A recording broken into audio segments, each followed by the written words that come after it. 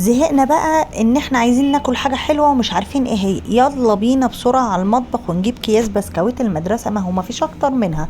انا ما اعرفش، العيال كل يوم بتروح ترجع لي بخمس ست اكياس ومترصصين عندي في المطبخ. قلت يلا بينا على الكبة نشوف هنعمل ايه.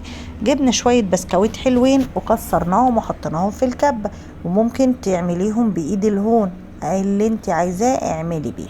حطيت شوية بسكويت كده في الكبة، وبعد كده هضيف عليهم معلقتين كاكاو. تمام، لو عايزين تعملوه كده ماشي، عايزين تحطوا كاكاو بصراحة خلى طعمه حلو، لان البسكويت بتاع المدرسة ليه طعم غريب كده، فالكاكاو ايه ضيع لي الطعم ده. حطيت لي كده حوالي معلقتين كاكاو حلوين، وبعد كده قمت ايه ضربة الكلام ده كده في الكبة. بعد ما ضربت البسكويت واتفتفت معايا، عندك اختيارين، يا اما تحطي عليهم معلقتين زبدة، يا اما تحطي شوية لبن، علشان بس ايه البسكوت دوت يبقى ايه حلو كده ويمسك في بعضه معاكي. ويستحسن انك تحطي معلقتين لبن كده، يعني شوية لبن وتعجنيهم مع بعض، افضل من الزبدة بكتير. تمام. بعد كده هنجيب بقى، لو عندك الصينية بتاعة الكب كيك، هنروح جايبينها ونحط فيها قوالب الكب كيك الورق دي، علشان نبدأ نحط فيها البسكويت بتاعنا ده بعد ما نقلبه كده ونخليه ايه يتشرب بقى من الزبدة بتاعتي او اللبن. لو ما عندكيش كاسات بقى كده صغيرة او حاجات للتقديم، ونبدأ نعمل فيها الحركة دي. انا عندي الصينية اهي، تمام، وعندي الورق بتاع الكب كيك حطيته، وفي كل واحدة هحط شوية بسكويت.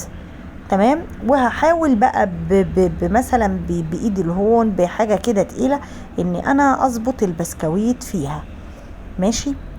برضو عايزه ايه يعني اقول لكم على حاجه، انا حطيت البسكويت وحطيت فوقيه كريم كراميل، لان انا عملت الحلويات دي بالكريم الكراميل.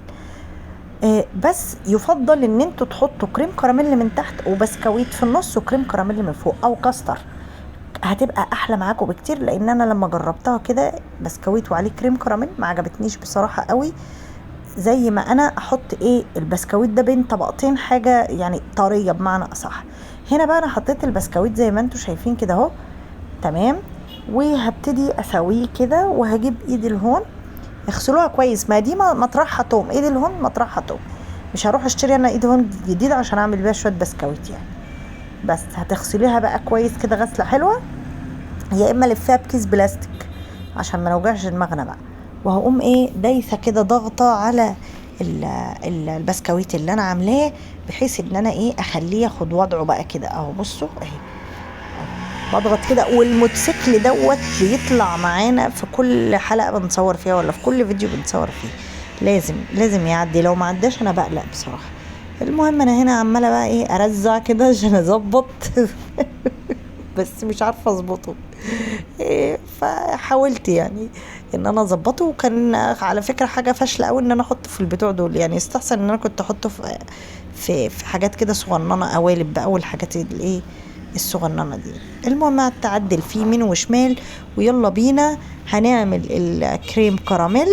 وطبعا انا الكريم كراميل ده جاهز، العلب الجاهزه كلكم عارفينها، وبتبقى الطريقه كمان مكتوب عليها، يعني مش هعمل اي افتكاسه. بس برضو للناس اللي ما تعرفش، علب الكريم كراميل العلبة بتحتاج كوبايتين لبن.